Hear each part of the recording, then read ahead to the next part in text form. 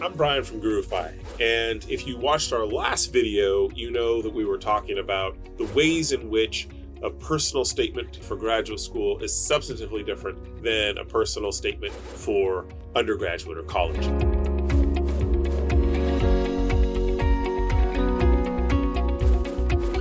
That video ended up going a little bit long, so I wanted to chop it in two. And in this second half, we're really going to focus on the question of how specific you should get when you're writing your personal statement in terms of your exact thing that you want to study, your intellectual mission, and how you frame it. There's some controversy about this subject, and in the process of speaking to a lot of different professors and kind of our personal experience, we know that there are different schools of thought on this, and so we wanted to provide our perspective and give it a little bit of space to breathe and really dig into this topic. Now, we just finished talking about how you can frame your essay in ways that include kind of both a personal mission, like how it is that you came to feel passionately about this subject on a personal level, and intertwining that with your intellectual interests and doing that in a really interesting, compelling way. We're now going to turn to, in this second part, digging more into this kind of strategic question of formulating your personal statement in a way that we think works best, which is to get really specific about what you hope to study and why. It's really important that you weave your intellectual and personal journeys together into a single narrative. So what does that mean? Use storytelling to establish how you came to be interested in a subject. Graduate programs are difficult. They have oftentimes low completion rates. And so if you can convey why something is important to you, how and why sort of stokes your passions, and why you're really excited to study within it, that can actually help your essay be more compelling and interesting. And so weave your intellectual journey into the academic intellectual questions that you hope to answer. So think about questions like, what triggered your desire for this particular field and the exploration you want to do within it? Are there books, ideas, studies, particular lectures, a research project that you found particularly fascinating, engaging, or even exasperating? Are there specific questions that you think are important that we find answers to? Do you think that there's a particular perspective or background or training or set of ideas that you have that would make you a good person to push forward the horizons of this particular field? Find ways to weave those things together so it doesn't just come across as a really dry recitation of, what you hope to study and why this particular university is good for you. So find that balance between demonstrating passion and having a why, a personal why that you're going on this journey, and talking in a really mature and granular way about the topic that you want to explore. Okay, I told you that I was going to talk to you for a second about a common piece of pushback that I get and why I believe it's wrong.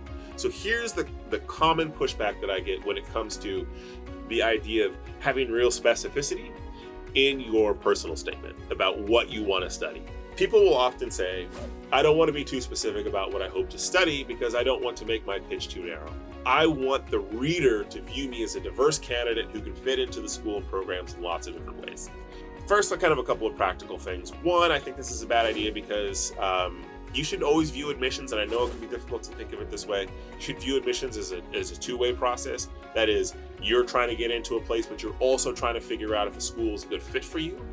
And people who show up to graduate schools not quite exactly studying the thing that they're passionate about, they're much more likely to fail.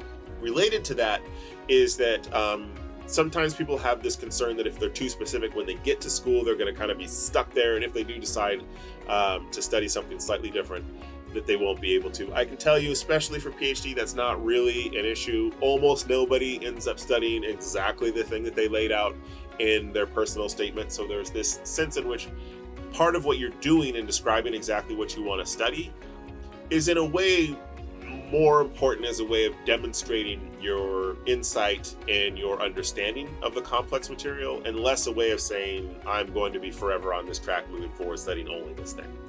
That having been said, let me get into kind of the meat of the actual critique about whether or not you're pitching yourself too narrowly, right? If you say what you want to study. I've had a lot of success getting people or helping people get into graduate schools, elite, demanding graduate schools, using an approach that really lays out with specificity and clarity what they want to study. That having been said, when we were putting together this series, we took input from literally dozens of professors, people who work in admissions, etc. Many of them, not most of them, many of them did have or did express this concern that you shouldn't be overly narrow because it can make you seem intellectually uncurious. Okay? That is a concern.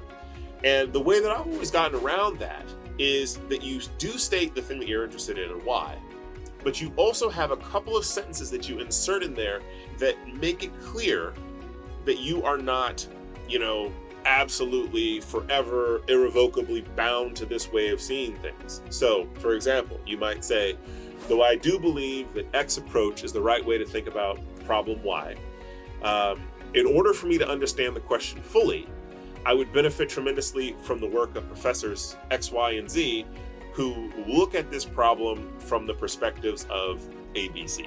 All right. So, for example, let's say you want to study neuroscience, specifically, the problems of criminality in neuroscience, for example. I don't know.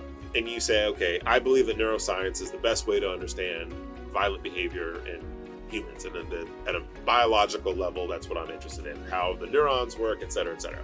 But you could then say, to understand this problem fully, I need to have a better grasp of this subject from the points of view of professors like Professor Sally Jones and Bobby Smith, who come at this from the points of view of philosophy of law and psychology. Their perspectives will add nuance and sophistication to the study that I hope to take on. All right.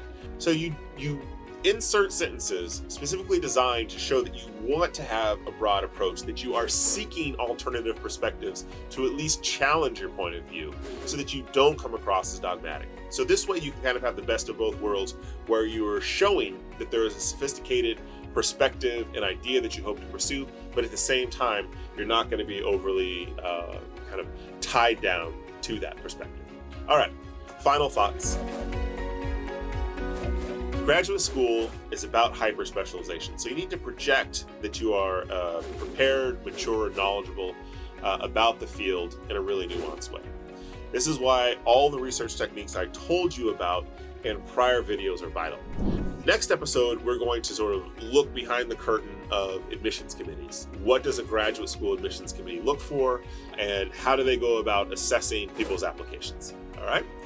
I look forward to seeing you guys then. Make sure that you check back with us and also like and subscribe so you get notified when the next video is available. And be sure to check out our website, gurufi.com, GURUFI.com, for help with all of your admissions essays. And if you have any questions, shoot me an email at service@gurufi.com. I'll see you guys next time.